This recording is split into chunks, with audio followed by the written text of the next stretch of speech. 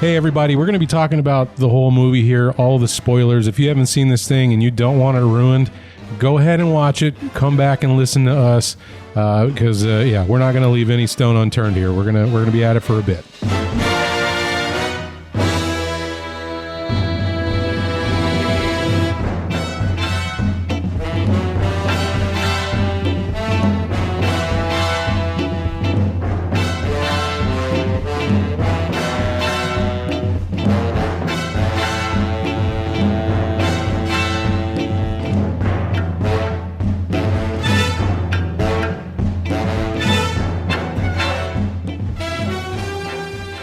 Hey, all you creatures from cyberspace. Thanks for joining us on another episode of the GraveTalk podcast. My name is Mark, again joined with Garrett and John. Fellas, how are we this evening? Pretty good. We're going with that one again, huh? Always. That's just going to be my thing. We already have to pay Larry David, so I thought I'm going to ride this. I'm going to get the most out of our money. Okay. All right. That's fair. It's pretty good. You know what I mean? You don't get to do it once and then you're good. We got to pay him every time. I thought we licensed it. Wait, you told me we had an unlimited use license. Did I misunderstand? You did. Oh, well, guys, I think I may have bankrupted the podcast. I'm out of checks. You better write this one. All right. Well, Larry, you got my number. Just reach out. We'll take care of it. Well, Garrett, are you okay? Yeah, I'm doing all right. I mean, watched a couple movies, did a little podcast stuff, little this, little that. Ready to talk about some things. What do you got? What's new, gentlemen, before we get into the meat and potatoes of tonight's bout? Well, I watched a movie today, as a matter of fact, called Case 39. I had never heard of this movie before today, but it's got Renee Zellweger in it and Bradley Cooper for a half hour. It's actually not too bad. It's not ranked or rated very highly on Letterboxd, but I thought it was pretty good. Is this preceded by 38 other cases? Do they at least tell you what they are or reference them in any way? Yeah, you do figure out what the title is pretty early in the movie. It's nothing super special. You follow this social worker and she has 38 cases and she gets this 39th case. That is a demon child. I mean, you know this in the first 5 minutes of the movie, so this isn't a spoiler. It's basically a female Omen movie, but it's not too bad. It's all for you, Dominina. I can't say it. Never mind. Scrap that fucking joke. Jesus Christ. I'm keeping all of that in. All right.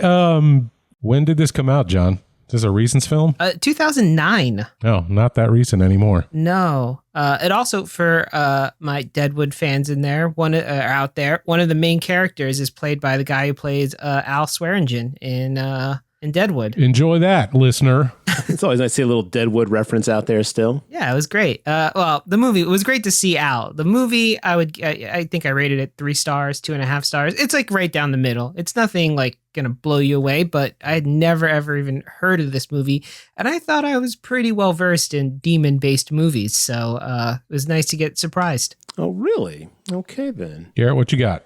So, since I've basically been holding this podcast down and picking up Mark's slack, I watched a couple horror movies. The first one I checked out was a movie called The Widow. It came out this year. It takes place in St. Petersburg in the woods, and it's about this creepy demon. I'm not going to go too far into it, but it's so-so.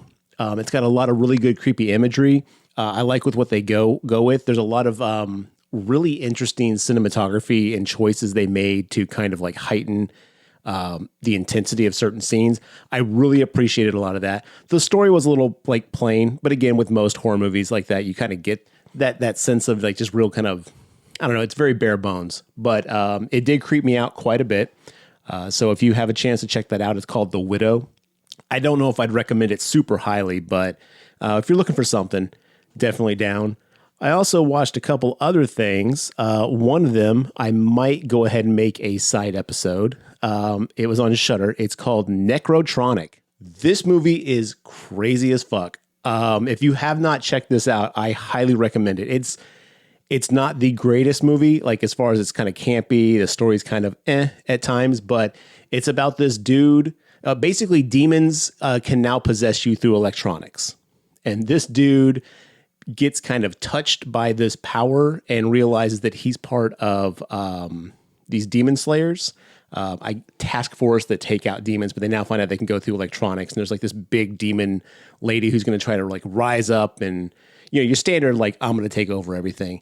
But it's like dope as hell. The comedy's awesome. The cinematography's great. The special effects are a little weak at times, but they're really cool. And they actually try to go out of their way to do some like really over the top stuff for the budget it has. But I would actually really check that one out. It's called Necrotronic. And that's on Shudder, I believe. Yeah, I think that's a New Zealand film, right? Yes, I believe that's a New Zealand. Man, I've been really hammering on the New Zealand films, but yes, that one I believe was a New Zealand film also, and it's straight up awesome. Good recommendation. I like the name. I got nothing to add besides that. It's definitely like the soundtrack slaps too. You definitely would appreciate the soundtrack, John.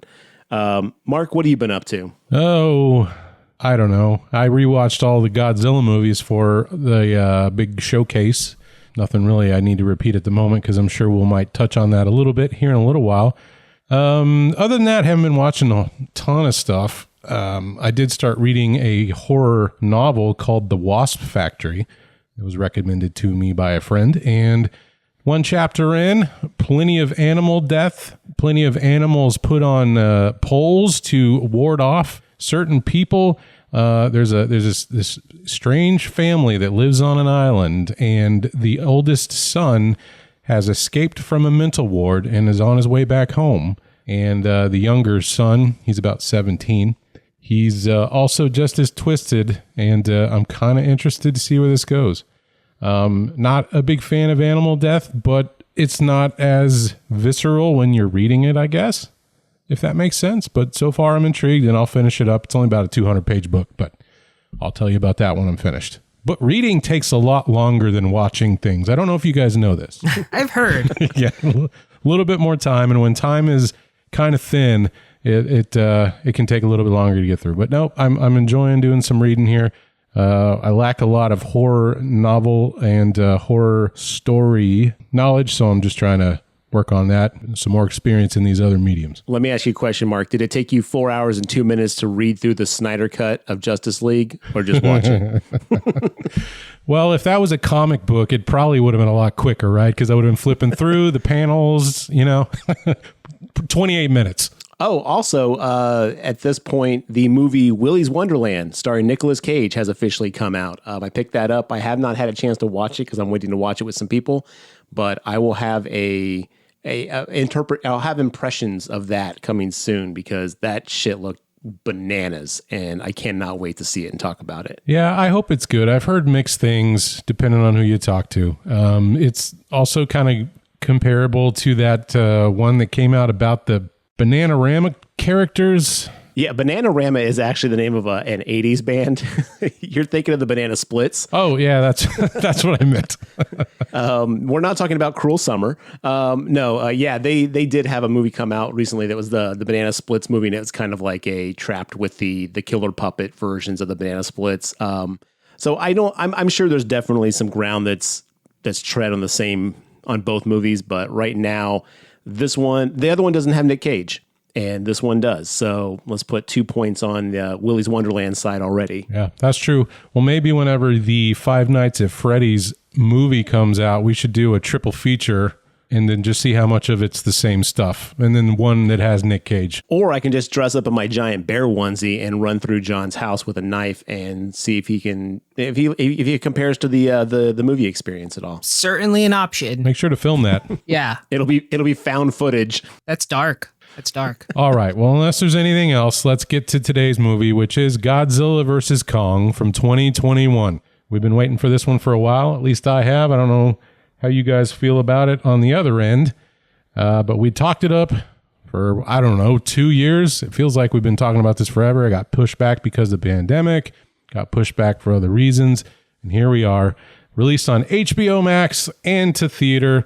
Me and Garrett traveled to the theater to watch it ourselves, barring a small mishap at the counter waiting for a beer. I missed a large portion of the movie and had to rewatch it on my own the next day. That whole experience left me a little negative, so I was like, you know what, let's reset. Let's try this again. I think it's a better movie than I originally thought. plus the alcohol and the negativity aside, it wasn't too bad. But going in, you know, me and Garrett had to make a bet, right? We had to put some money down. And Garrett, I want to thank you for owning up and being the bigger man and paying me. I did see that come through on PayPal today. So thank you very much. You know, sometimes you just got to let the little battles go, even though you didn't lose. Sometimes it's easier just to make peace than it is to fight semantics. No, and also for the listeners out there, just FYI, we went to a private screening. We actually did a private showing. So we weren't in the theater with a bunch of other people. And most of us, I would say, at least 80% of the people who were there were fully vaccinated, second dose. Shout out to my second dosies out there, my dosey-dos. The dosey-dos. What are we doing? What is that, circle dancing? Close, but definitely wrong. Square dancing, bro. Square. I was so close. Circle dancing. Couple of wavy line dancing. What were you even doing in elementary school if you weren't square dancing, bro? We were doing that big parachute thing. Oh, the parachute, bro. Oh, yeah. The parachute. Where can you even buy one? If our listeners know where to buy a giant fucking parachute that I could play with, I will buy one. I'm at an age in my life where I could buy my own parachute. I don't need to wait for parachute day. All right, I'm going to take a stab at it, John. I'm going to say the Army Surplus store might have you covered, but I'm not certain. No, because it was multicolored. The Army doesn't use rainbow-colored parachutes. That's just asking. You got to reduce visibility in the Army. These were highly visible parachutes. All right, soldiers, let's go. Red team, go, go, go. Damn it, Thompson, the rainbow flag, son of a bitch. I bought them at the clown outlet. But we did go to a private screening. So if you're out there thinking about going to theaters, we definitely want you guys to enjoy, movies the way you want to. But please be safe. Again, mask up. Pandemic is still alive and well, so don't be stupid. I just want to get that out of the way so you guys didn't think we were just like pissing in the wind as far as our safety goes. We're still being real safe. So we want you guys to be safe too. But yes, we did see this on the big screen. I would recommend, if you have the option to do so safely, it definitely benefits from watching this on a larger screen. There is something that is lost watching these kaiju on a smaller television screen. But yes, and back to your point, Mark, let's just go ahead and address the 2-ton elephant in the room. In this film, there was a fight. There was quite a few of them, actually, but one of them in particular where our heroes, Godzilla, King of the Monsters, and King Kong of Skull Island, of the New Jersey Skull Islands, went head to head. There's multiple times in this movie where you could argue that Kong didn't really lose. He just was down for a moment, but I'm going to go ahead and put this to rest.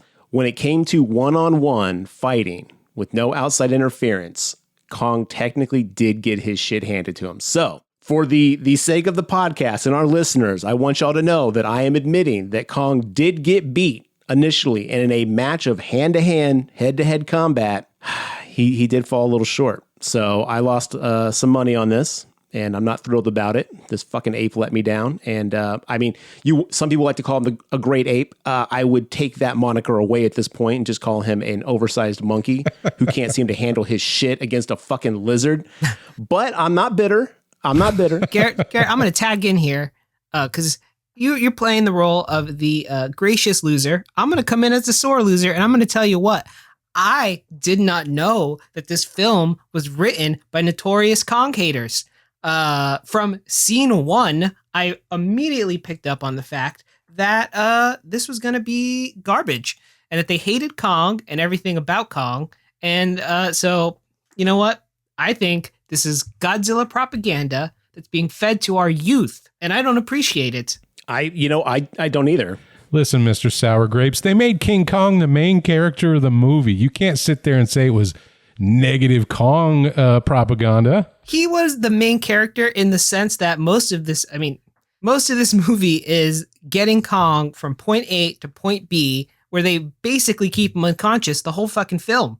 Then they drop him off in Antarctica, give him no instructions, and next thing you know, poor dude falling through the world. Then he's got to fight Godzilla. His head's all turned upside down and topsy-turvy.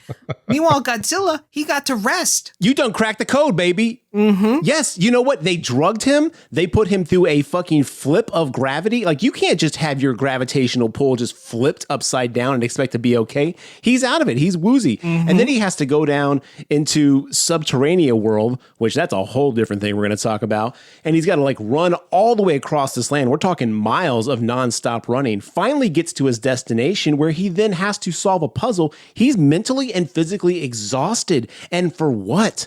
All for some people? He got to sit down on a throne for probably several hours before he figured out what to do with that axe. Hours. Several hours. It was like 30 to 35 seconds. His inner ear, Mark, is all topsy-turvy. The guy doesn't know up from down. And You're acting like they threw him in that tunnel just to find Godzilla. They went down for a reason, but let's get some of this other stuff out of the way and we'll dig a little bit deeper under the surface. No. You take a seat, sir. He also not only is having to deal with himself, Godzilla's just running about, doing whatever it wants, nothing in its path. He has to deal with not only this little kid, he has to deal with the mother who he doesn't want to upset there. He's got to deal with the evil corporation sister, wife, daughter, whatever she was, Kong knows she's running some shit, but he's like, okay, I got to deal with this nonsense. He's got random bats running around. He had to fight those two big wing things. I mean, John, you know what? I take it back. Mark, I want my money back. Refund that money. He could have left at any time. They didn't even put our boy Kong in an airplane. They could have put him in like a C-130. They just got 4 helicopters and threw a fucking net on the guy, flew him from God knows where to Antarctica. A banana hammock, if you will. Yeah, he was outside, exposed to the elements, Mark. Listen, you can blame his animal handlers for all of that. Yeah. I am not going to give back the $5 Garrett gave me because of that. Shenanigans. Let's take it back even further. He is captive at the beginning. Godzilla gets to run free, gets to exercise. He's not pinned down in quarantine. You know what? I'm just telling you, this was not a fair fight. This was rigged from the start. And you know what? While I'm happy for you to spend my money out there, Mark, under false pretenses, John, I was trying to be the bigger man, but you know what? We're better than that. We have to just call it like it is. Kong was robbed. That's right. Look, it's not my fault that he chose not to get into shape while he's hanging out in his Terradome for 30 years since Skull Island. That's him. He should be working out. I'm sorry, Godzilla's captain of the swim team, going from Florida to Hong Kong, getting his strokes in, man. Come on. Look, it's the human's fault, but it's not the writer's fault, and he just still lost. It's his fault for being out of shape. He should have been in the off season getting them reps in. Hack job. I'm calling it right now. Follow the money, Mark. I bet these writers are on Godzilla's payroll. Godzilla publicist hired these people. I'm telling you, follow it. My nose, I'm sniffing, and I'm picking up a scent of corruption. Okay, well, you can go collect $5 from them to pay Garrett back. With that, let's talk about who's in this thing. So directing this one, we've got Adam Wingard back. We've already done one of his before. He was the guy that did You're Next, and then he went and did Blair Witch. And now he's handling this multi-million-dollar giant monster kaiju fight. Quite a move up, right? Good for him. Yeah. This one stars a lot of people. Too many people, if you ask me. Alexander Skarsgård as Nathan Lind. Millie Bobby Brown as Madison Russell. Rebecca Hall as Eileen Andrews. Brian Tyree Henry as Bernie Hayes. Shun Oguri as Ren Serizawa. Izzy Gonzalez as Maya Simmons. Julian Dennison as Josh Valentine. Lance Reddick as Gillerman, Kyle Chandler as Mark Russell, Damian Bichir as Walter Simmons, and Kaylee Hoddle as Gia. Currently, as of the Sunday after release, this one's sitting at a 76% with the critics out of 285 reviews, and a 94% with the audience, 2,500 plus reviews. Wow, that's higher than I expected. Same. That's just that they've been poisoning the tap water with Godzilla juice, so it's real biased. I guess where I grew up, they started early. I was the test site for it. All right, well, this one, like I said, HBO Max. Here's what this streaming service has to say.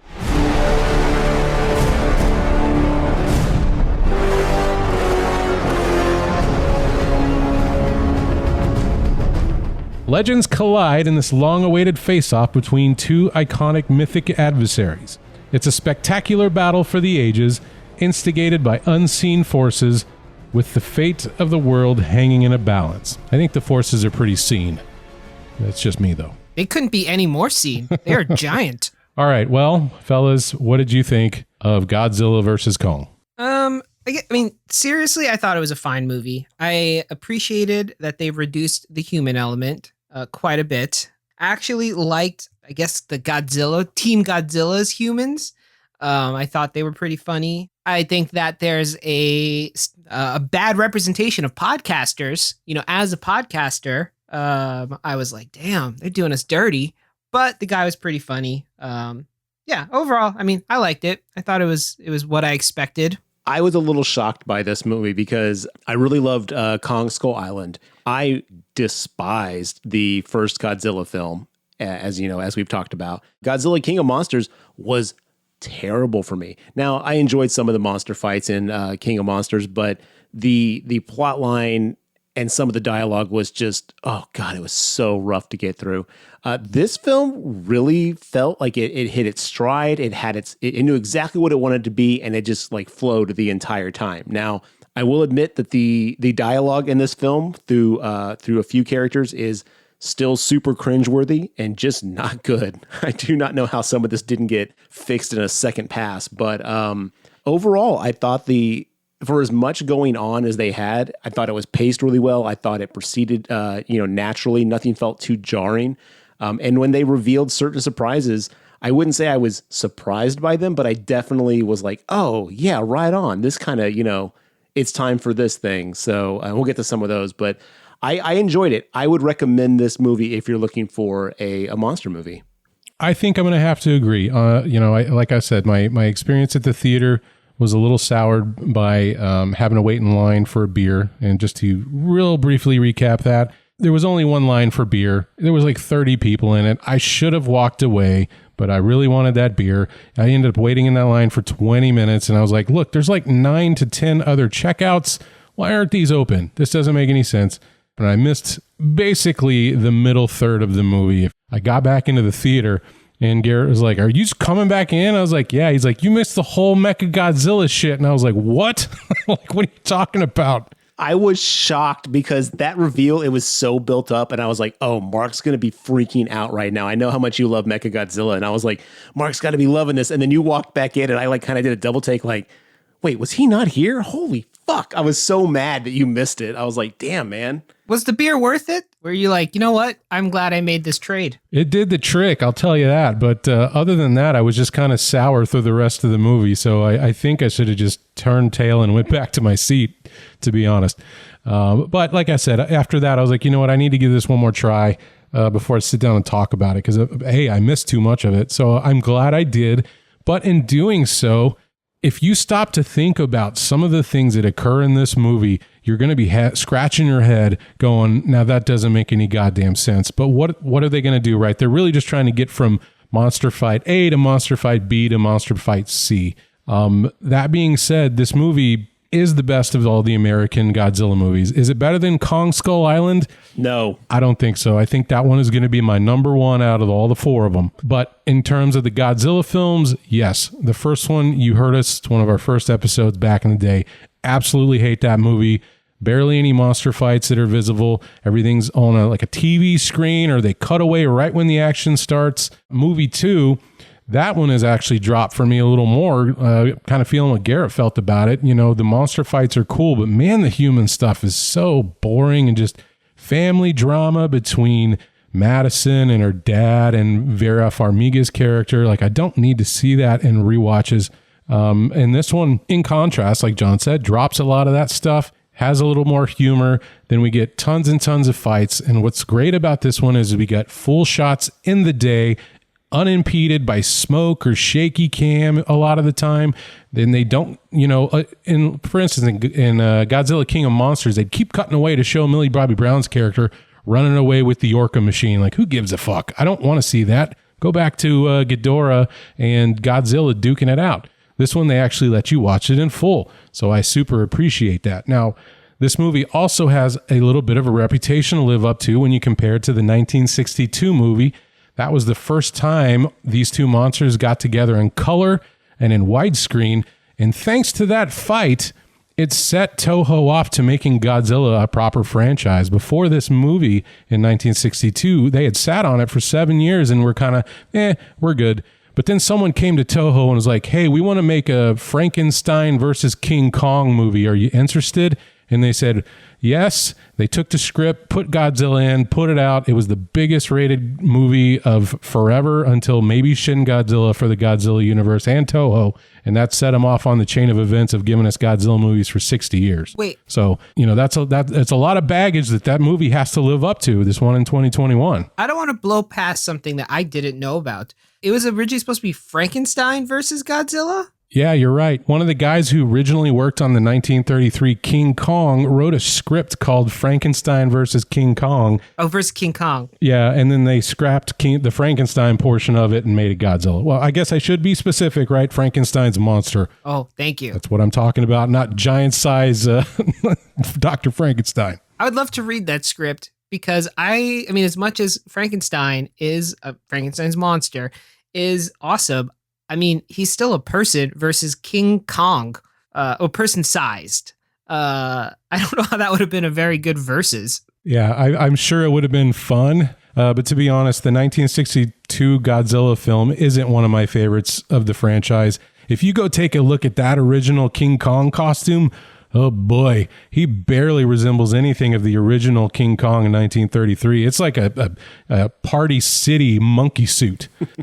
It's pretty bad. Now, it has some humor in it. The whole idea behind that one is that a pharmaceutical company decides they need new promotional material, so they get Kong from Skull Island and bring him in to do advertising. Genius! I know, right? Now, a little bit of what you're complaining about, John, they keep knocking out King Kong in this movie. Well, in that one, he goes to like an island of natives and drinks a bunch of sweet berry wine, gets drunk, they put him on a raft, and they push him out over to where the first attack happens. But then later on, he gets gassed by the sweet berry gas version of the wine. And then he gets picked up by giant yellow balloons. It's one of the funniest scenes. Like, if you just watch that, I couldn't stop laughing how ridiculous a giant monkey on balloons looks. Sounds amazing. So anyway. Wine was invented by the Romans for orgies. Sweet berry wine! Let's switch this up a little bit from our normal process because, again, we can burn through the plot and in general terms because there's so much going on. It's going to be hard to go beat for beat. But let me just pose this to you guys. If you had to pick your top 2 flaws for this movie and then your top 2 like best things they did correctly, what would those be? All right. Okay. Flaws. As usual, the human characters are a little over the top. I mean, they're pretty one-dimensional. Like you said, some of the dialogue really cringe. And also, and this is like maybe specific to our current time in history, but the conspiracy theory kook who turns out to be right, I don't like that character anymore because in this particular time and juncture, it's very dark conspiracies out there. And I don't like to feed into people's belief that they are right. But that might just be me. We're looking at you, climate deniers and QAnon nonsense monkeys. Exactly who I'm talking about. I don't want these, like, conspiracy theories were fun in the 90s when they were kooky and strange and not storming the Capitol. Like, nowadays, like, it's not funny or fun anymore.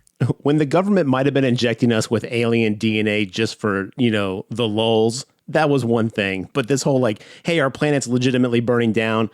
You know what? You're wrong. Go fuck yourself. Anyway, but yes, sorry. I don't mean a tangent, but yes, the conspiracy nonsense right now has gotten to a point where it's very detrimental as opposed to just fringe shenanigans like it used to be. But yeah, no, I definitely kind of felt the same way in this film when like he was like, Hollow Earth. And I was like, oh God, please don't let this guy be right. And then he was right. And I was like, well, there we go. We're going to have to deal with this for a while. I do want to point out that this was written and filmed. Most likely those scenes were done in early 2020, if not 2019, right? You know what I mean? Like this was held back for a long time, well after the QAnon and the Capitol shit happened. Sure. I mean, I know QAnon's been around for a while, but it didn't explode like that until, after this was done. Fair. I can't, it's not the movie's fault, I suppose, that the world has gone crazy and now we're dealing with, these vaccine conspiracies and all. It's just like so much when there's like a throwaway line about fluoride in the water controlling your mind. And it's like that stuff.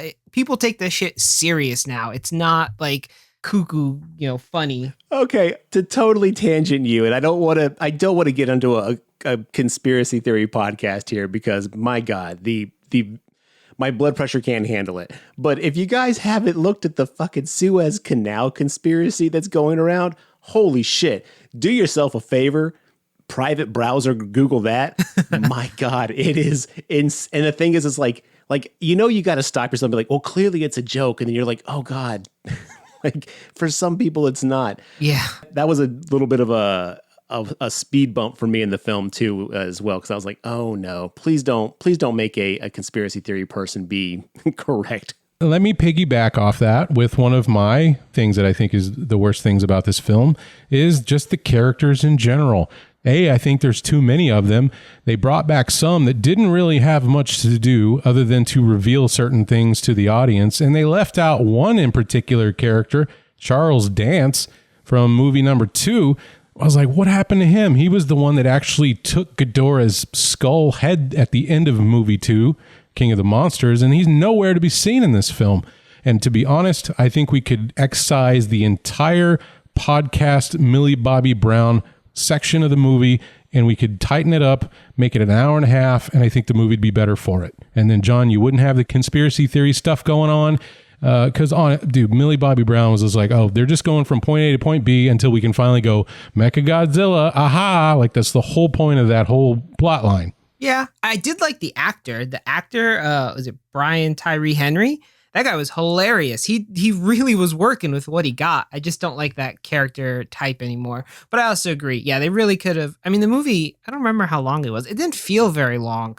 So I don't know that they needed, like maybe they were just like, shit, we got to pad some of this out. So we hit 90 minutes. It was an hour and 53. Yeah, it was less than 2 hours on purpose. The director, they have it on IMDb. Adam Wingard explained why the movie's runtime is a little less than 2 hours. He stated that this is on purpose, telling Variety that he prefers to keep his films under 2 hours. The director also said that if Godzilla vs. Kong were to run for 3 hours, it likely wouldn't include it would include an additional hour of the Titans duking it out. He stated a lot of the fans online were all asking me if this is going to be a 3 hour film. When it was announced, it was a little under 2 hours, and they immediately thought when the director's cut's coming out, blah, blah, blah, blah, blah. So yeah, he purposely chose to make it under 2 hours off personal preference, which good for him. Yeah. And it moves really fast. At no point did I think like, man, this movie is dragging, but that does feed into my second flaw, which is sometimes I was like, wait, what is happening right now? Because this movie is just go, go, go, go. You'll be on a ship with King Kong and they'll be like, oh, wait, we're not going to get there because of Godzilla. And the next scene, he's in a helicopter and they're in Antarctica. And it's like, holy shit. This movie does not breathe, which, it didn't bother me, but it to me, I would say is probably my, flaw. Okay, so those are your two flaws. Mark, what's your other flaw? You mentioned that one of yours was the... Too many characters and storyline B seemed a little pointless to me. John, I think the reason that it feels, like I said earlier, is it's so fast-paced because if the movie let you stop to think about what's happening, you're going to be like, wait, that doesn't make any fucking sense. For instance, 2014 Godzilla, mostly just military, normal, modern-day weaponry, right? Movie 2... Okay, now they're in a stealth bomber ship. They've got their own little oil rig out in the ocean where Monarch is stationed, and they got a submarine. Okay, that's all believable. Movie 3, fucking spaceships. And it's like, wait, huh? You know what I mean? Like, yeah, that movie is going to feel so disconnected from the other two. The technology alone, you're like, wait, how did they make this? How do they have this tech? And it's like, well, some Tesla type dude has a company and they just built it. That's all. Don't worry about it. We got to keep moving. By the way, we need these spaceships to go into the center of the earth through these wormholes. And you're like, wait, huh? Okay. Yeah, they did basically just solve the energy crisis, like free unlimited energy. And that was a throwaway line. Yeah. I would say my two major flaws with this film is one, the dialogue. And I honestly think some of the best dialogue came from the podcast subplot.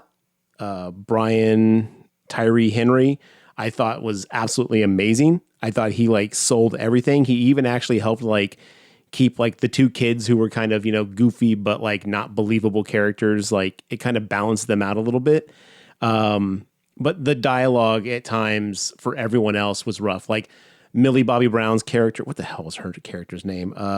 Madison. Madison's dad. Like, I was like, every time he opened his mouth, I was like, you can shut up forever. No one ever needs to know what you're saying. Well, he doesn't even need to be in the movie. He's got like 2 scenes. They could have cut him out entirely and have been fine. The only scene that I was glad he was there is when Madison calls her dad. She's like, I'm in Thailand. And I was like, that's a call no dad ever wants to get from his daughter. So that was kind of funny. But yeah, his character could have been gone. The whole like, and I understand why it was there, but Isa Gonzalez's like, the corporate espionage daughter girl, like that whole fucking subplot. I know it made sense, but every time they opened their mouth, it was all like they let a computer like randomly generate like general movie speak lines. No offense to the screenwriter. I think he did a really good job of pacing this out, and some of the stuff was really well done, but most of these characters were so one note that I was just like, please shut up. Like you're adding nothing at all at this point. My other thing was, this movie does something that this is a minor gripe and not a ruin the movie for me, but this movie does the James Gunn, wouldn't it be cool if we put a little AM gold in a scene that doesn't really belong, and then we basically like, it's catchy and it's camp and fun now. There's so much like random, like smooth rock hits at like random times they didn't belong. It came off as very James Gunn Guardians of the Galaxy, and I'm not a huge fan of that being used as much as it is now. For James Gunn's films, okay, cool. He kind of, cornered that. He knows what he's doing with it. But it's been happening so much in movies lately. I'm just like, ugh. Like that kind of kept throwing me off every time that happened. But again, that's a personal thing. But my 2 positives, the first one, and I'll let you guys take one after this, is this movie made me totally dig Godzilla. Like the way they made Godzilla move and fight and like behave in this film alone. And the previous ones, he did not have this effect on me. But in this one alone, man, he moved and just behaved so naturally that it made me go like, wow, they really did a great job on Godzilla, which is hard to do when I'm rooting for the monkey. Yeah, kudos to them on that. I'd say this may be the best he's ever looked. I don't think I've ever seen his eyes glow, so that was pretty neat. And this is the most aggressive he's been, at least in the American films. Like, he is fierce, man. He is pissed the fuck off through the entirety of the movie. It doesn't let up until the end. Well, that and just the way he moves in general. Like, I don't know who their capture artists were and who their visual effects artists were, but he moves so much more naturally now. Like, even with his size, like it moves according to his proper size. But man, like when he first destroys the base, when he's just moving around and navigating the channel and then kind of moving between the buildings, it's not like a lumbering, like, I don't know what I'm doing. I'm just kind of like walking forward. He legitimately is like working with his surroundings to naturally fuck shit up. And it was just really well done. And I was very impressed by that. Of course, Kong always looks cool and it's really easy to kind of do humanoid behavior, but Godzilla in particular, man, they nailed it. Mwah! Kudos to you guys.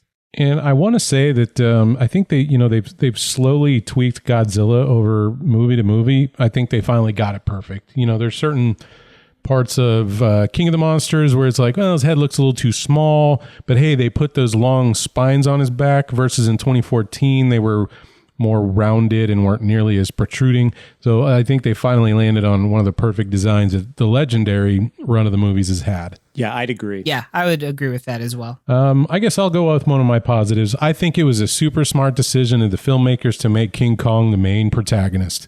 No longer is it Millie Bobby Brown or some other random human fuck I don't care about. It's a monster. Let's follow King Kong around for the majority of the movie. Yes, it's a little strange to see him in this captive state, using sign language like Coco, being a little more submissive than I'd like to see him. But I think that brought in a lot more character to King Kong than we usually would get, right? I think it was very good for us to identify with one of these monsters where, yes, Godzilla is one of the other main monsters in this movie, but he kind of comes and goes. Like Garrett said, he's off swimming, doing other things while Kong is led around by a leash.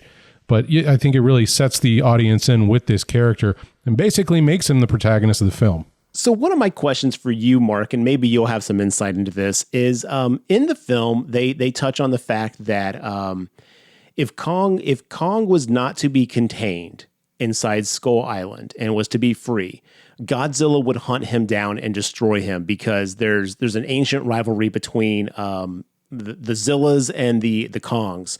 A turf war, if you will, where there can be only one, Highlander style. So they bring this up multiple times that it's kind of for Kong's safety as well.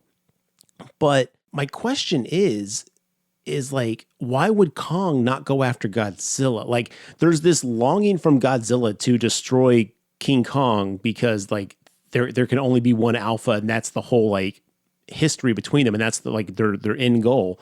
But Kong never is driven by that. Like, Kong doesn't seem to give two shits about Godzilla at all in this film. So was that just a contrived plot device for why Godzilla would even go after Kong, or is there actually like legit backing reason for that? So this whole idea that started coming up at the end of the last 20s, whenever King of the Monsters came out, they kept talking about alphas. There's only one alpha, right? So at the end of that one, all the monsters bow down to Godzilla because he kicked the crap and killed Ghidorah, right? So the idea was like, oh, we're going to build this crazy Hunger Games dome around King Kong's Skull Island to keep him safe, because for whatever reason, Godzilla would smell the alpha in the air, or at some point he would challenge, or Kong would leave the island and challenge King Kong. Somehow they'd know they're out there vying for domination. But you're right, there is no point in the movie that really says King Kong wants any of that. Just the fact that we've had a couple of cave paintings here and there of maybe a King Kong fighting a Godzilla. But I think also maybe it has something to do with they've kept him in captivity for so long. I'm assuming since close to the end of Skull Island in the 70s, right? That it would be like releasing an animal back into the wild after he's been raised domestically. And that's really just me taking a guess. There's no like clear answer to me other than that's kind of what I put together. I think I know what happened. See, Godzilla, very insecure, right? So he is he's just a bully. He needs to beat everybody up to prove that he is the alpha. Kong's chill. Kong's like, I know that I'm a bad I'm a bad ape, right? So he doesn't have to just go around constantly flexing. He's got a quiet confidence. That's why he's King Kong. He knows he doesn't have to flex on everybody all the time. And that's what we picked up on in this movie. Oh, interesting. And also, King Kong, Godzilla, King of the Monsters. Who provided these designations? Can there be two kings of the monsters? Good question. I also like how inevitably all movie series devolve into Highlander. There can only be one. Well, if there's a follow up to King Kong, it's going to be called Kong, King of the Underground. I'll be okay with that. He can be the landlord under the earth, and Godzilla can be king of the seas and the top. It just seemed weird to me that they kept putting this whole like neither one of them can basically exist in peace because both of them will like try actively to destroy the other one because that's what they do. This is the whole premise of these kaiju is that there has to be one ruler to. And that also throws another wrench in the works because when they go to Hollow Earth, and there's the throne. That throne's clearly made for King Kong, not Godzilla. Mm-hmm. So how the shit does Godzilla fit into the picture? Is he like, I don't know. This movie, again, like you said at the very beginning, is like, if you slow down and really think about it, you're like, hold up, wait, what the fuck?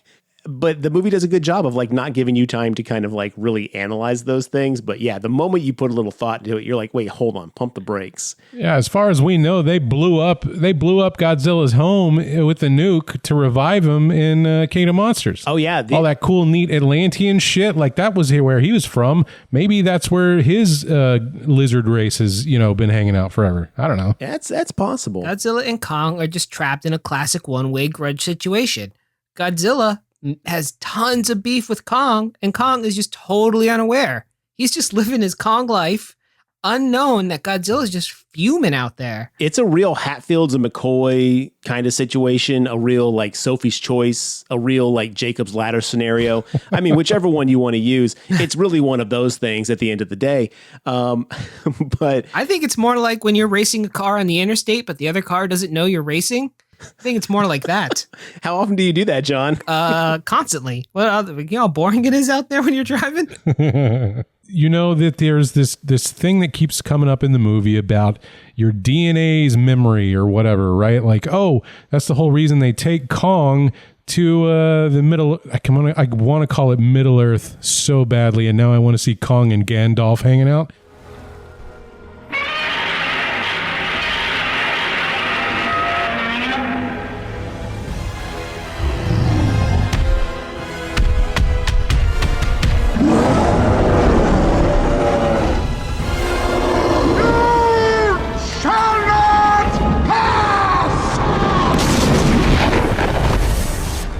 Kong takes that axe. You shall not pass.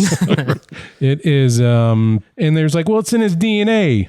We'll follow him in our spaceships. But that plays into it. So I wonder, like, oh, there's the big rivalry between the lizards and the monkeys, and that's just built into the DNA. Who knows how old Godzilla is? They never tell us that. Maybe he was around when the older Kongs were fighting it out millennia ago, because we know that Kong was still like an adolescent monkey in the 76 King of the Skull Island.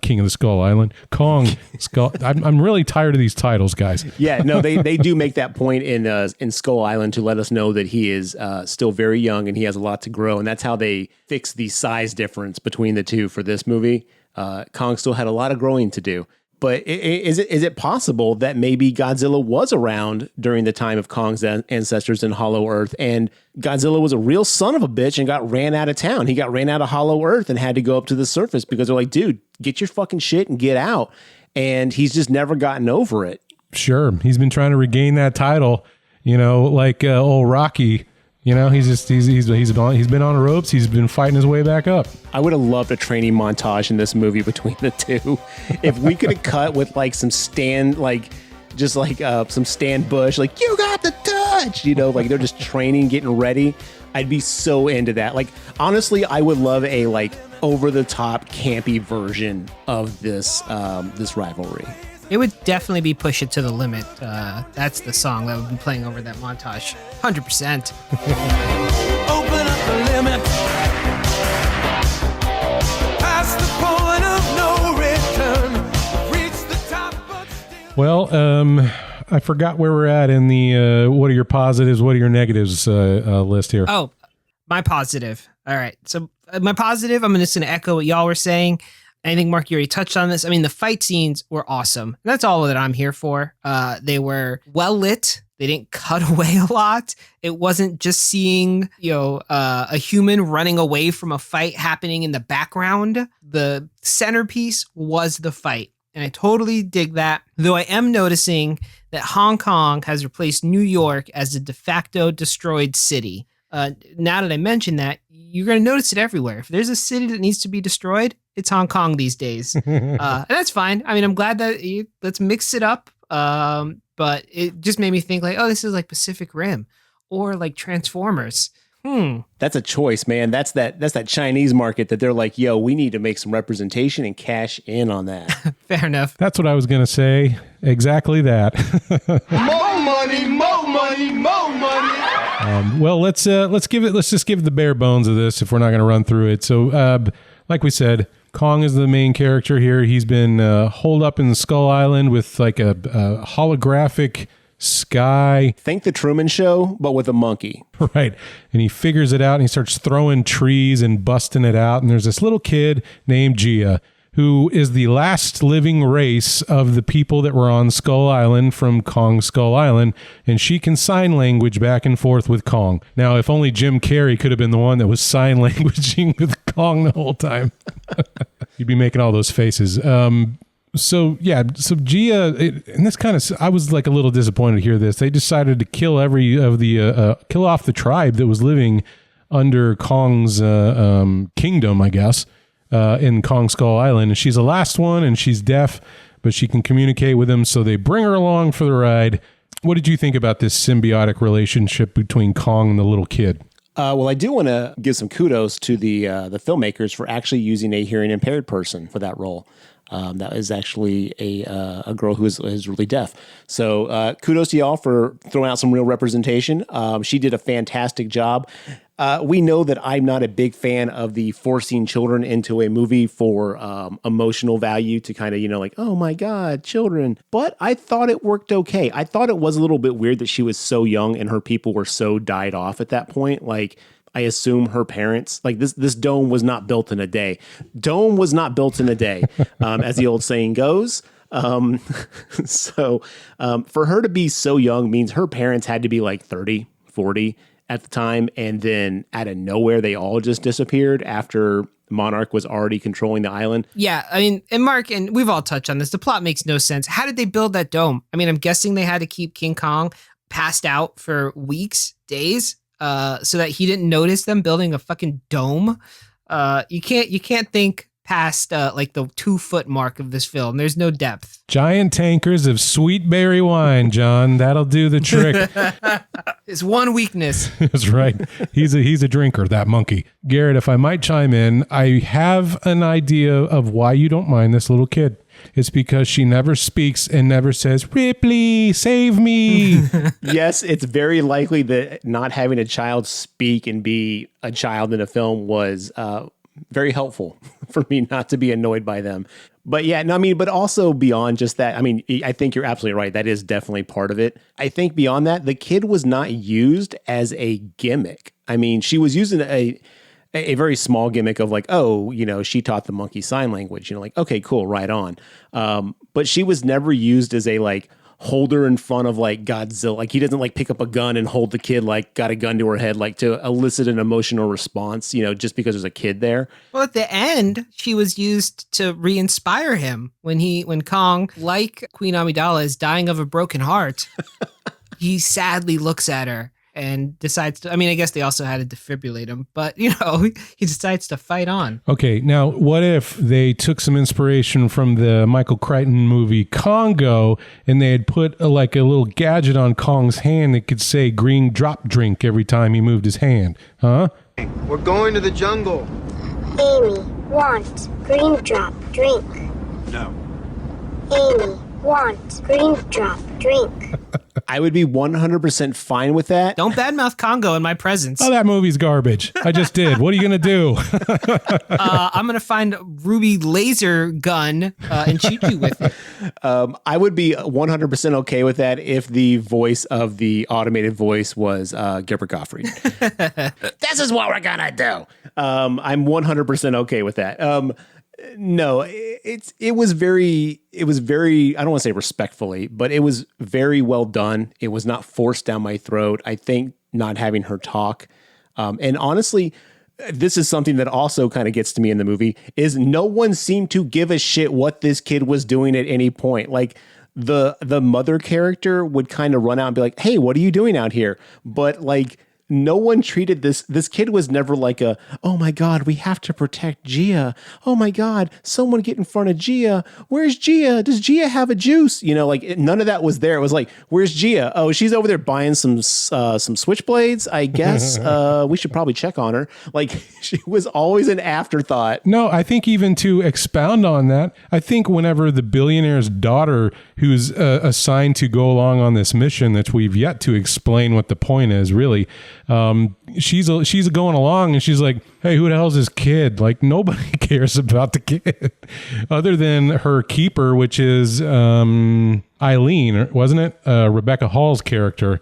She's the only one that's really keeping up pace with what the kid's up to through the whole movie. And negligent at best in that situation too. Yeah. But can I point out also, Garrett, that this whole cockamamie scheme, right? I said this was started by a billionaire who was building Mechagodzilla. Godzilla attacks the Apex factory in Florida, which reveals in the destruction to be housing one of Mechagodzilla's eyes. And I assume then that Godzilla is picking up on some sort of energy signature. Don't think about it. It doesn't make any fucking sense. Next set piece is showing Skull Island. And they're like, okay, we need to get to Hollow Earth because there's some sort of energy in the middle of the Earth that will help us power. They reveal this later on. Mechagodzilla, they can turn him on for like a minute and then he powers off. And they're like, we need something stronger. And that's in the center of the Earth. So let's go to this college and find Alexander Skarsgård, who wrote a book about Hollow Earth, but now is a disgraced college professor who has an office down in the basement. Let's hire him to be part of the team. Oh, and by the way, let's go pick up King Kong and let's go find a wormhole. Let's go jump in it and let's go to Hollow Earth. There should have been a lot more discussion with the government, the UN. Nobody seems to give a fuck and they just lend the monkey out. Well, Mark, I think you skipped over an important part. We mentioned the daughter.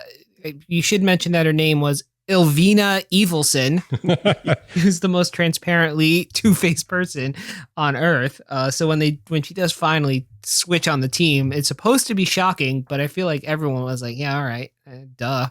I mean, yeah, the whole Hollow Earth thing, how could that guy be a disgraced professor? If the Earth were hollow, there would be so many different properties of the Earth that I think we would notice. If the whole middle of the Earth were empty, like, I mean, that's a big deal. I hate to play devil's advocate, but I'm going to, let the devil possess my tongue and go for it.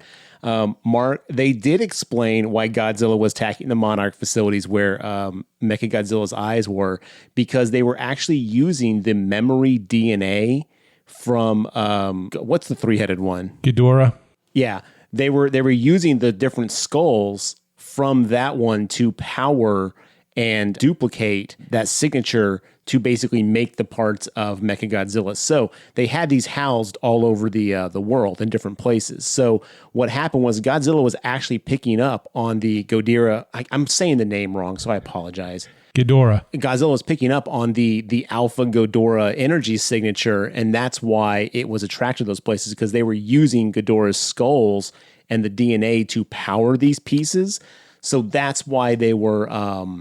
That's why Godzilla was doing that. Now, as far as the Hollow Earth thing, they also do. He does point out that the gravitational flip that happens during these holes that drill into the center of the Earth, that evidently he has a perfect map of, but no other, scientist has been like, hey, these are real.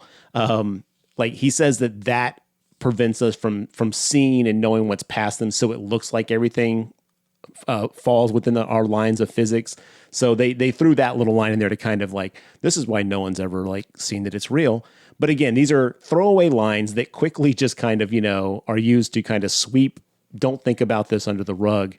But I did actually really like the Ghidorah plot line of like how they were using those skulls to kind of, inadvertently Ghost in the Shell kind of control these machines, which were then going to control the Mechagodzilla that Tommy Wiseau, the evil corporation guy, was going to make and destroy Godzilla, because that was his whole point. Is like, we can't have this dude running around. I'm going to make something to beat him. I'm going to make a robot version of him.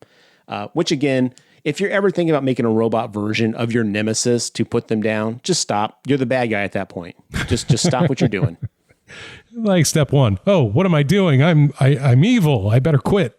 Yeah, you're right, Garrett. It's also a very good visual to see the skull of Ghidorah with a little Japanese guy wearing a VR helmet and his eyes thrown back in his head. You just see the whites and all these pretty cables running up through the ceiling as he's piloting the Mechagodzilla. And there was a very fast throwaway line, which I think our conspiracy theory podcast guys like, yeah, that makes sense, because they were telepathically communicating, the three heads. So they put one in Mecha G and they put one in the basement where they pilot it with the VR suit. I don't know, a la freaking Pacific Rim a little bit, right? They're doing that whole thing. Oh, totally Pacific Rim. That is a classic Pacific Rim job right there. All right. Kudos to you, sir. I'll give you that.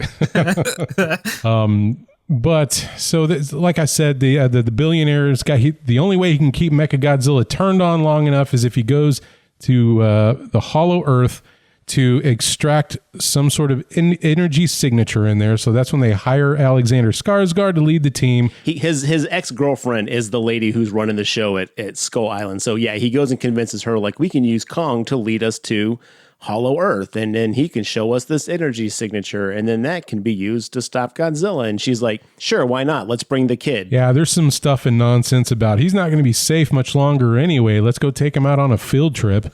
This whole movie is the worst day in Kong's life. He is just chilling on his island.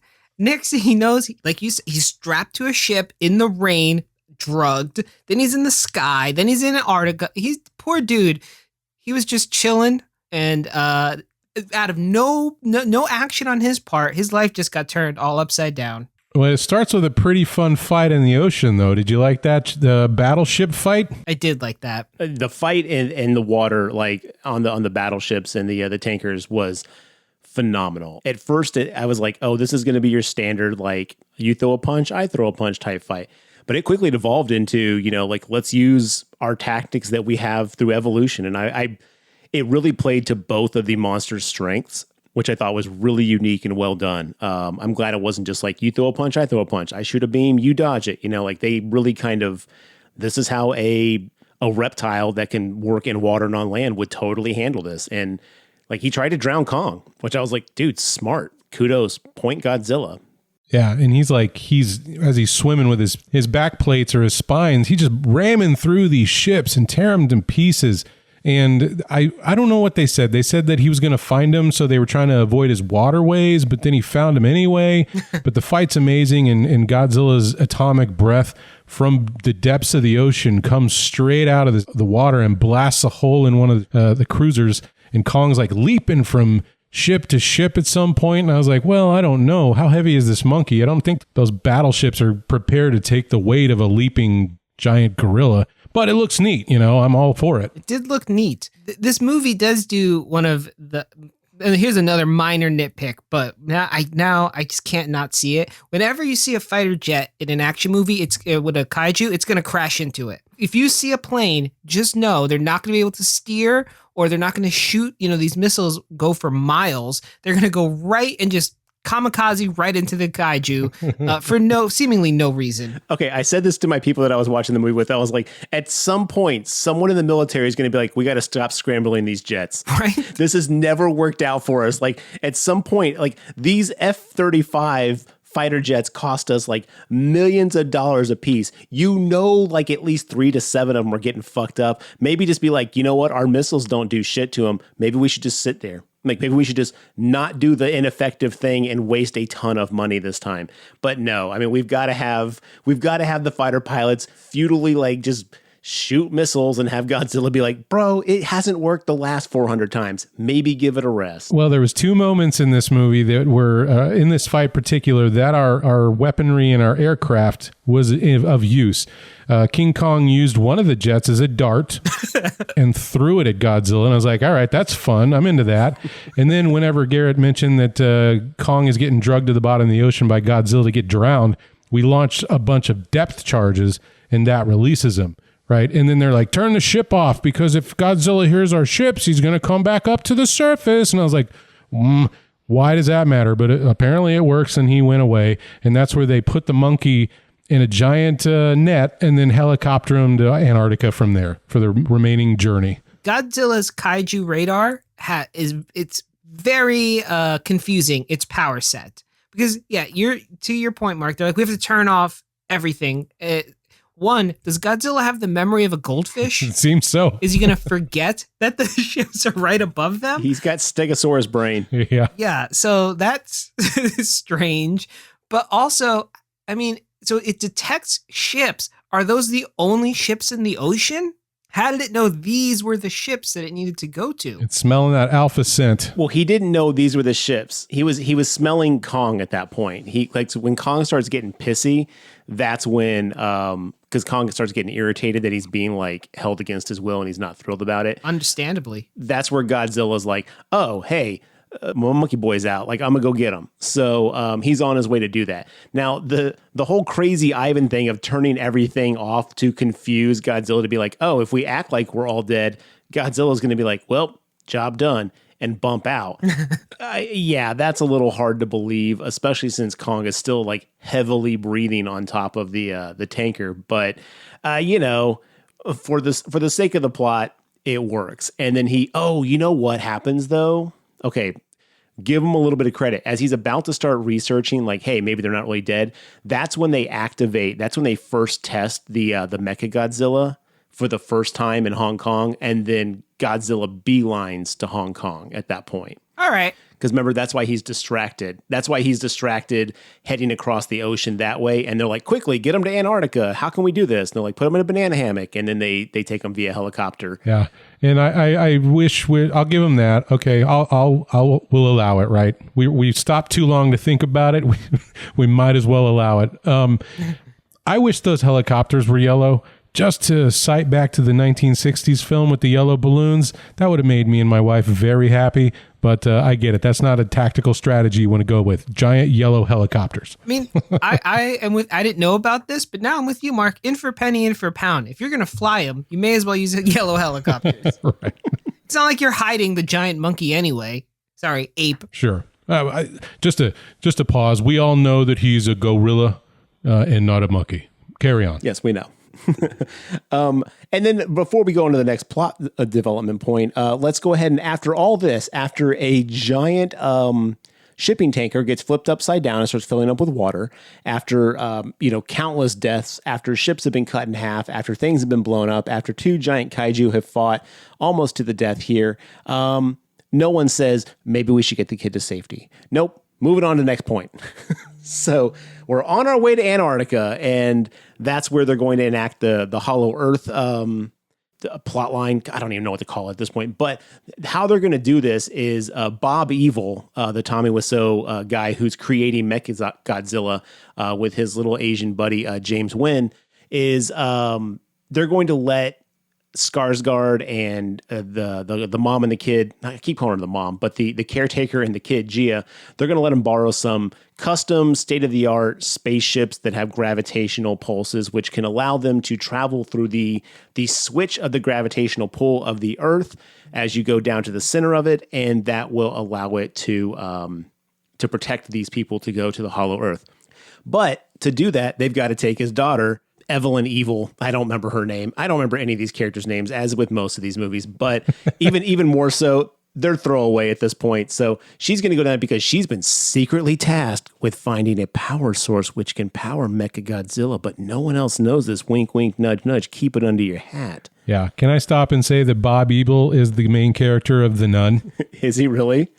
Didn't notice that. That's because I never noticed any of that shit. Yeah, same actor. Oh, wow. The thing about this movie is it all happened so fast, I didn't even think about it. I was just like, oh, okay, they're going to Hollow Earth now. Great. Now that I've like paused and I'm thinking about it, yeah, where did they get this technology from in like the last 5 years? What do you guys think of the spaceship aspect of it? Was that too much for you guys? Were you like, oh, this is unbelievable now? Or were y'all cool with it?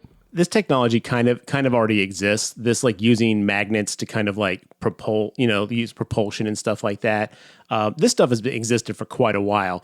To the degree of being able to make flying ships that use it, that's a pretty big leap in the fact that they had dudes with guns storming the ground to try to take out Godzilla in the first movie, which was, I don't know, 5 years before this one. You're right. That is quite the technological leap of like, where was this guy back when this first started? But I guess we're supposed to assume that because of the threat of Godzilla, they've upped the speed of their production. Well, just assume that if there was a Godzilla or a kaiju attacking Hong Kong in the real world, old Tesla would already have the technology built within the time frame of movie one to this one. We can't get that motherfucker to pay his taxes. He ain't doing shit for us. Okay, fuck Elon Musk. All right, let's move on.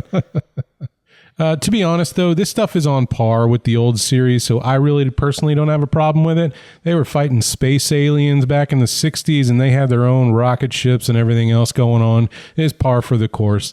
If you're a longtime Godzilla fan, this stuff won't bother you. Yeah, it does work, at least for me. It did work in the movie. It didn't feel jarring. It's just after the fact, you're left being like, wait a second. So I don't know. I agree with you. I don't think it didn't make or break the movie for me or anything. But like Garrett, I would like some backstory on this technology. Well, the only backstory that I really got from this was that Skarsgård's brother died in an attempt to go down to Hollow Earth originally. So that's when they somehow decided to build these gravitational spaceships that could withstand this wormhole effect. But later in the movie, unrealistically, I say that in a giant monster movie, Godzilla starts shooting his atomic breath to the center of the earth and makes his own hole where God, it's so dumb when I say this out loud. Godzilla is at one end and King Kong is at the other end of the hole, and they look at each other and they scream a bunch, and then King Kong runs out of the hole of the surface for the fight, and there ain't no wormhole. Why wasn't there a wormhole in that? Yeah, how thin is the earth? Are you like, if you start digging at the beach, you might fall through? Yeah, I think so. Oh, man. Yeah, I didn't even think about the gravitational flip. Well, I mean, I guess it can still happen. I guess these are just natural holes that existed.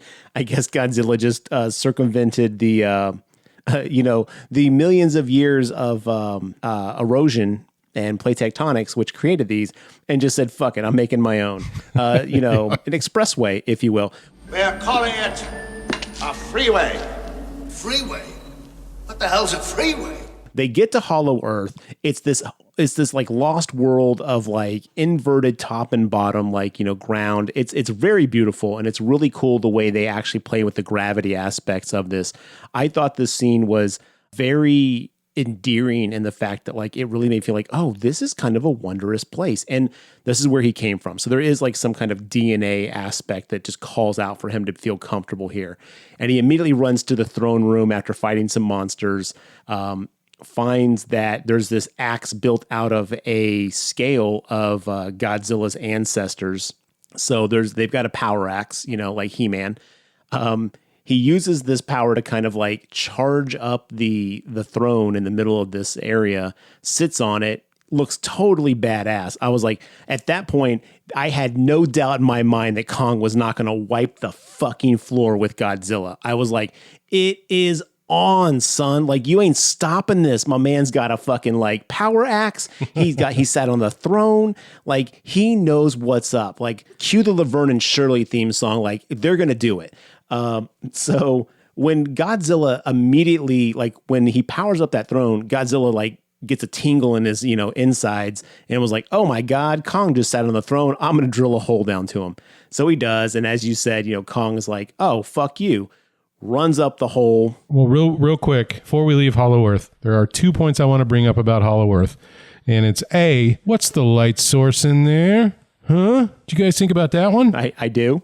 I do think about that quite a bit. How is that illuminated? There's no sun down there. They never quite explain it. I was hoping it'd be like, maybe some magma, running through the walls of the earth or something. I was hoping for a little. It's not red enough. Yeah, that's what I'm saying though. Like I would have liked that visual. It's a darker place. It's more molten or something. It's like bright as daytime. And I'm like, oh, okay. It's very Lost World. That's definitely what they were going for. Now the lighting, Mark, let me tell you what happened with the lighting. Damn it. Okay, I was going to playing the role of John as Garrett. My headcanon is... Oh, go for it. Bioluminescence, baby. Oh, love it.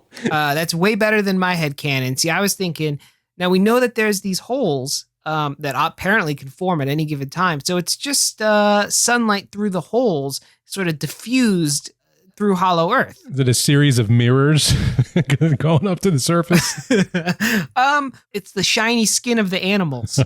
I love John's fucking it's leaked in from the surface. Enough to light this place up. Yes, again, Mark, back to the point of this movie. I was like, oh, that's cool. Moving on. Right, exactly. And also why we're in Hollow Earth, the second thing is Bob Evil's daughter is now going to use a drone to zap up some of the energy source from the power axe, which is fueled by, I guess, Godzilla's atomic energy, which if that's the case, just have Godzilla shoot something on the surface and then harness the power there. But anyway, I digress. So they upload that, so now they can fully charge up Mechagodzilla. Well, they send out a little cyber bug that drills into, like Garrett's right, like around Kong's throne appears a serpentile glowing stone signature of the Godzilla, or whatever his race is called. And this almost feels like more of a symbiotic relationship that they're hinting at to me, guys, rather than a lifelong rivalry. I don't know. Or maybe they harnessed the power of the lizard back then for their own, axes and weaponry or whatever, millennia beforehand. But that little spider bug drone goes out and it drills into one of these plates that has the Godzilla color on it.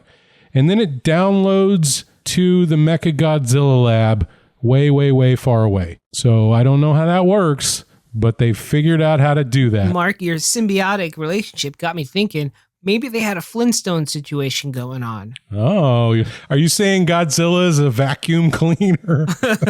It's a living. Yeah, all that kind of thing. Kongs were the Flintstones and the humans in this theory. And yeah, all the different, reptile creatures and Kongs and dinosaurs and all of that were the appliances. Kong stones. Meet the Kong stones. I would have loved a King Kong called Godzilla little buddy halfway through it. But yes, no, I also thought the same thing. I was like, oh, well, they clearly need each other. Maybe there is a balance. And honestly, from the first two movies, Skull Island and King of the Monsters, I thought that's what the messaging was of like, oh, these monsters kind of like have lived symbiotically on this planet forever until, Ghidorah came down from space to fuck things up. But yeah, at the beginning of this movie, the whole time, like, there can be only one. And I'm like, oh, well, fuck me, I guess. I guess I was wrong about that. Well, I feel like the movie kind of ends off on a note similar to that. Maybe they can, the peace treaty is in the works, maybe, But then that spits in the face of everything the movie told us to believe the first, like, two acts of, like, there has to be only one winner. They can't both exist. And it's like, okay, fine. So we keep expecting this, like, one has to go down. Like, that's the only logical choice at this point. But so they try to escape Hollow Earth now that they have a power source. Kong is pissed off, crushes the evil corporate daughter in her little ship. Some monsters attack the small child, who also is just free roaming through Hollow Earth. No supervision, it really. They get back on the ship. They fly up out of the hole as Kong is running up the hole with his newfound axe to fight Godzilla. Shit is about to go down. This is what we've been waiting for this whole movie. And it goes down. The fights in this are fucking rad. Like, he's jumping off buildings, swinging that axe, like he's mashing it into his side.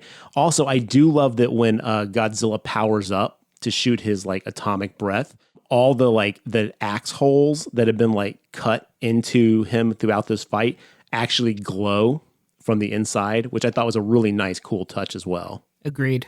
It is interesting, and I don't want to go back and talk about them, but how minimally important Millie Bobby Brown and company's story is that we haven't talked about them at all. Throughout this whole movie, they're also in the background just being ineffective. They don't accomplish anything. That's my point. They don't need to be in the movie. They could totally cut them out. They're our vehicle to uncover the plot of Monarch's evil, we're making Mechagodzilla with... Well, not Monarch, Apex. I'm sorry, Apex, yes. Get it? Apex predators, humans? Jesus Christ, I just got that. Fuck this. So, yes, like they're literally our stepping stone from beat to beat on uncovering what Apex is doing. So really, they are just a vehicle. And I guess I didn't have a problem with them. I actually thought their plot line did move things along. I thought all the characters in that group were very funny, very enjoyable. But yes, they could be replaced with a narrator, Ron Howard basically being like, and they found the building, and it would have been fine. But yes, their whole thing is just uncovering what Apex is doing with Mechagodzilla. Oh boy.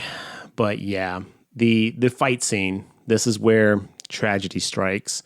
It's going swimmingly.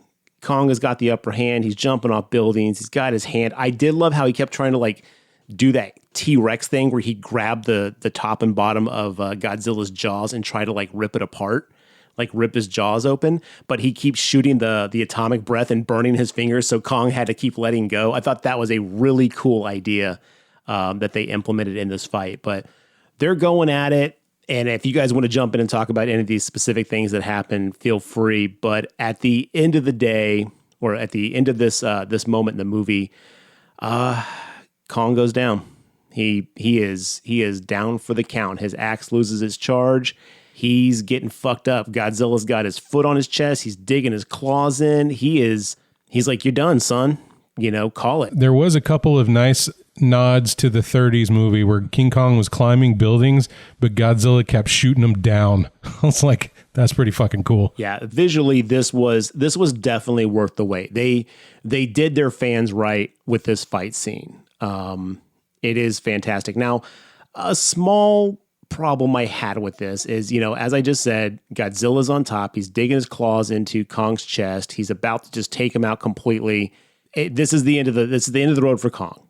But Mechagodzilla comes online, and through the power of Hollow Earth and the DNA of Ghidorah, becomes its own T-2000 cybernet. It becomes alive. It self-awares.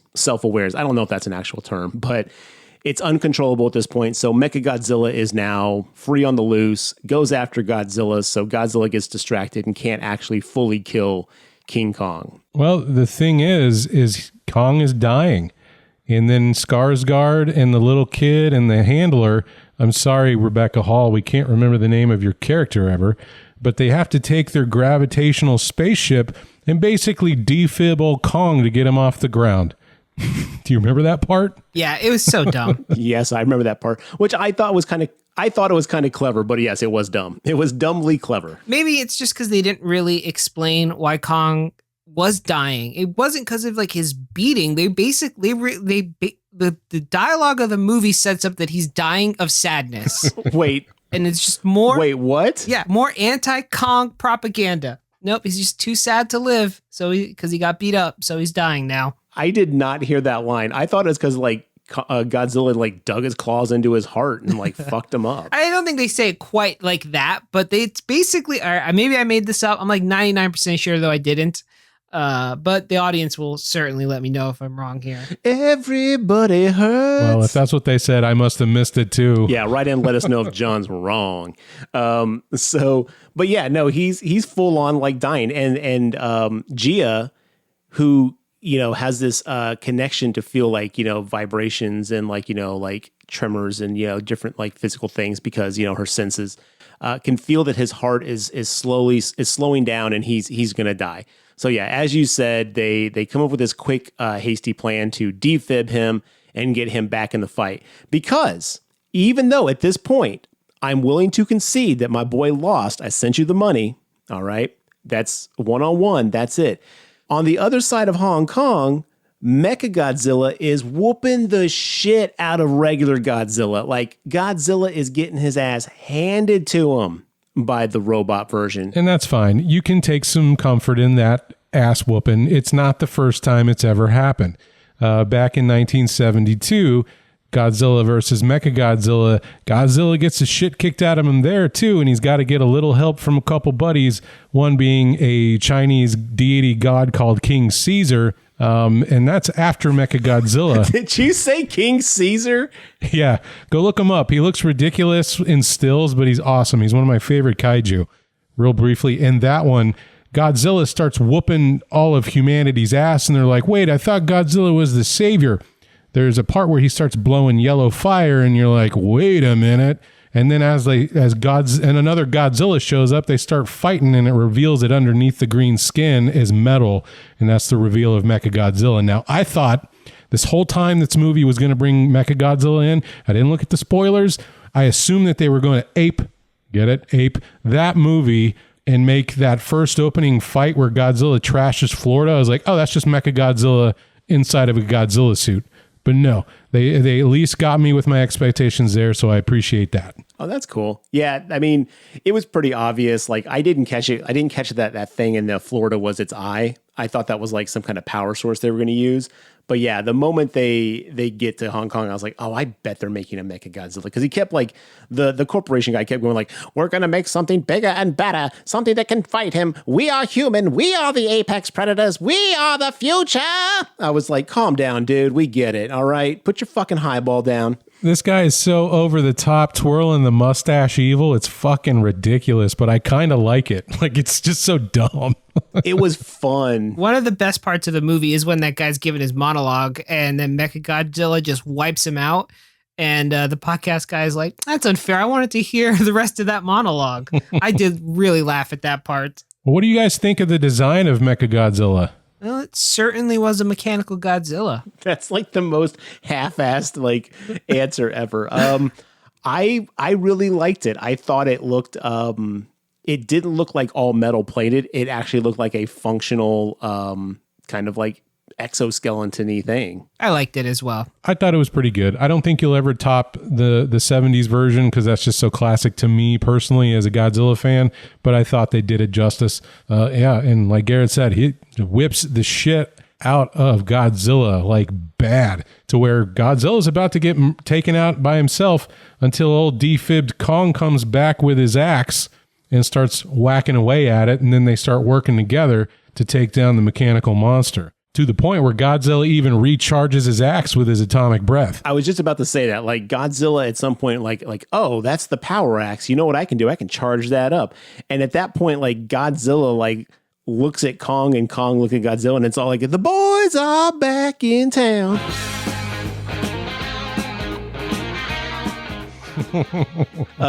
Like they charge it as he's in, and this shot was fucking awesome. So Kong leaps with the axe, like full over the head strike. And as he's doing it, Godzilla shoots his atomic breath at it, charges it up mid leap. And then as like it's fully charged at the end of that leap, boom, they just smash it into Mechagodzilla. And that's it. That's at this point, it's downhill for Mechagodzilla. They start cutting off limbs.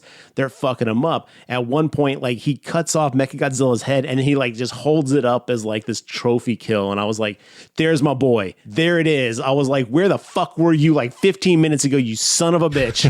I was so mad because I knew the whole time I was like, this is so rad. I knew like I have to send $5 to Mark. This sucks. But yes, they team up to take out Mechagodzilla. The whole time, we're also getting some beautiful, like, fun people running through the streets of like, okay, this shit's going down. Let's just haul ass. Like, there's no like fall around and get dialogue. Everyone's just running for their life, which I was glad they had a lot more of that in this movie too. Yeah, good scenes of that. After they kill Mechagodzilla, Godzilla looks at Kong. Kong looks at them, and they both just kind of had this moment of like, yo, respect, son. And then Godzilla kind of looks at Kong like, you know, I could fuck you up right now, but I'm going to choose to leave you alone. Like, I'm not going to fight you anymore. You've kind of earned my respect kind of thing. And then, yeah, Godzilla walks off back into the water and swims away. And then Kong goes back down to Hollow Earth. But again, regardless of respect, if you're an apex predator driven by only getting rid of an alpha, they should have like made it clear that Godzilla no longer saw Kong as an alpha. Or that shit should have basically straight up been like, okay, cool. You know what? I'll see you in 3 weeks. We'll finish this then. I have an answer for you. I think Godzilla realized that he can't take out another alpha because humans are now the alpha, and we might build something even worse in the future.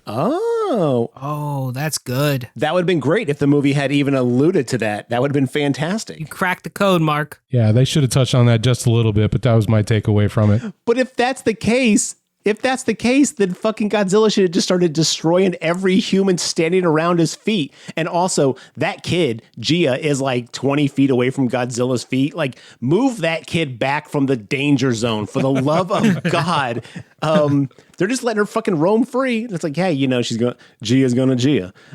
So, you know what I would have liked to see at the end of this fight? You know, once they took out Mechagodzilla, it would have been cool if Kong and Godzilla just sort of grabbed hands like Schwarzenegger and Carl Weathers did in Predator. And that's how we knew they were tight. Dylan, you son of a bitch. yeah, no, like a fist bump or like a bro hug or something, you know, like, or a wink. Like, it just like, gotcha. So, but Yeah, I don't know. I did mention this earlier because remember through all the buildup of the movie coming out, like the director and all the marketing were like, there will be a single winner. You don't have to worry about it. There's not going to be any question who like wins. One will fall. One will be. And we did technically get that momentarily, but I was so pissed off that they kind of like fell back on that. And they're like, oh, well, someone fell. So technically we were honest with you, but I was really pissed off that one didn't actually legit like permanently win. I mean, they're not going to kill either King Kong or Godzilla, right? They got to make millions of dollars from these characters. I'll give them respect. I think they went as far as any mainstream Hollywood movie could go. I don't like the outcome, and I think it's, there were some very strong biases at play, but Kong got his ass whooped. I mean, Godzilla killed him. He doesn't get any more of an ass whooping than that. Yeah, I mean, technically they lived up to what they said they were going to do, but it just comes off as like, don't worry about that. Forget about that whole thing that just happened. We're all cool now. Everyone's back to full spec. Let's get it on, brother. So I don't know. I honestly, I don't agree with the whole like you can't kill someone, because you know what? Kill Kong. Have Kong legitimately lose, and then for the sequel, find out that Kong actually did have, like, by sitting on the throne, he awakened one of his ancestors who's now going to go get revenge on the revenge of Kong. Like, what I'm saying is, like, there's so many. So in a future movie, like, another monkey's going to come out with a folding chair. Yeah. Oh, from the rafters. Oh my God. They could have made like a Robo Kong, he could have like Jack's arms, just little robotic pieces. John, there was a 1965 movie where Kong fought a Mecha Kong. That was the last time Toho made a King Kong movie. Oh, okay. So so Mecha Kong is canon. So they could have brought that in. Yeah, I love the idea of them like putting Kong's brain inside of a robot body, like with the strength of 5 gorillas. But why so short? There's so many things they could have done that didn't have to kind of like zero out what just happened. But I do get why. But yeah, so the movie ends. Evidently, they're going to study Kong in Hollow Earth and live down there, which you got to imagine is the most unsafe place for humans to be ever. But hey, they're going to kick it there with Gia, because why not take the kid to the most dangerous place on our planet? And then boom. Yeah, it's prehistoric days down there. There's giant pterodactyls. There's all kind of things that want to kill you. All those skull crushers that came out in Kong Skull Island, assuming they've got a clan down there as well. Those aren't wiped out. That's a terrible place to bring a child. This movie is endangering children. This sets a bad example. Shame on you, Kong. Shame on you, Godzilla. We're all losers now. Thank you.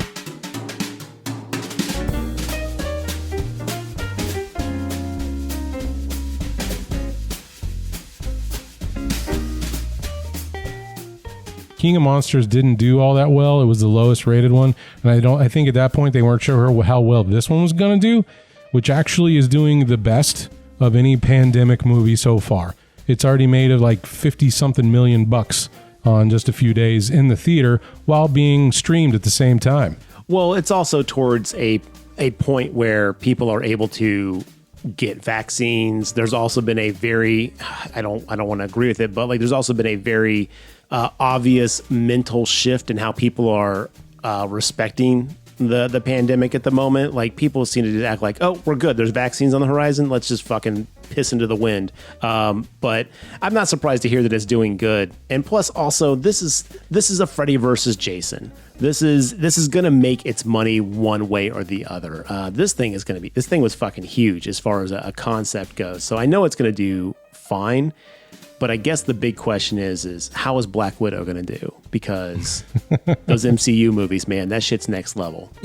It's Disney's looking mighty stingy asking you to pay for these movies when HBO Max is just putting them out there. It's kind of bullshit that you have to pay for Disney Plus and pay for Black Widow.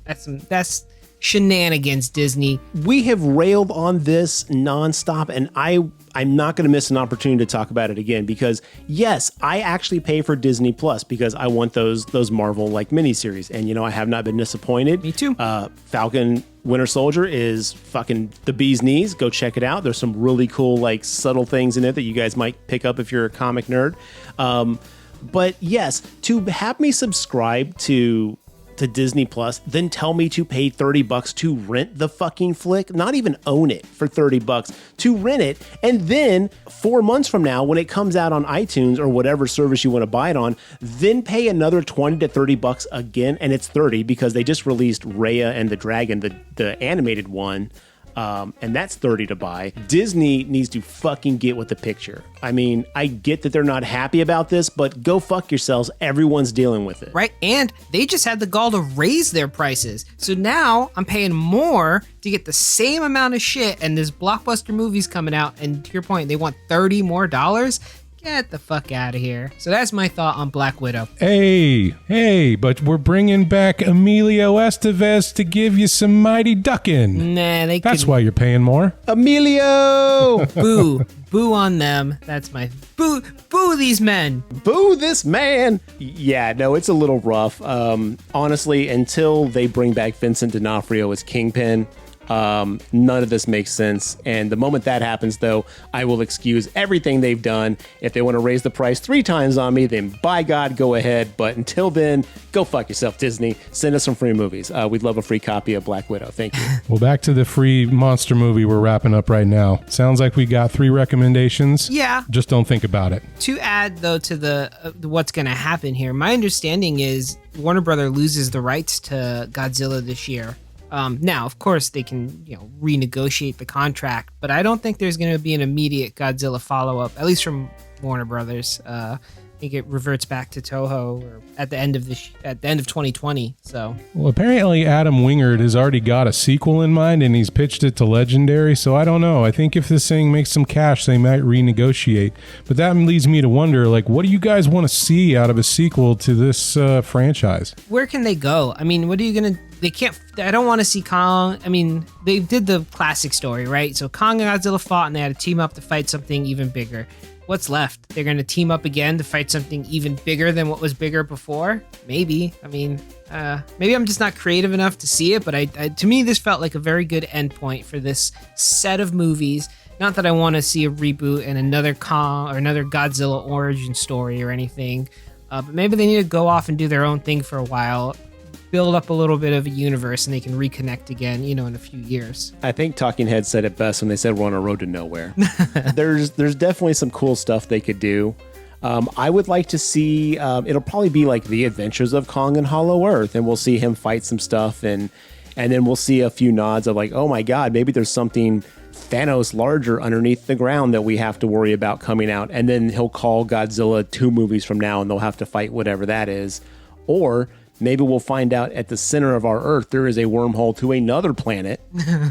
We'll have to fight something from that. Or maybe we'll finally get our Howard the Duck, King Kong, Godzilla crossover, and the Dark Overlords will finally come for our planet, and then Howard has to come down, and he rides fucking Godzilla like a goddamn Range Rover, fucks everybody up, with King Kong in tow, basically leading a horde of smaller apes, which he has been raising up, a Cats and Jammer Kids style, the Quest mime situation with Jean-Claude Van Damme. I don't know. There's so many possibilities here, and if we can depend on one thing, is that Hollywood's going to explore the worst possible one. So I'm ready for it. I think you nailed it, Garrett. What we've got here is the Fabergé Earth. Inside each Earth is a smaller Earth.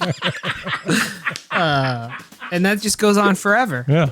Why not? Well, I personally kind of want to see the Toho take the reins again.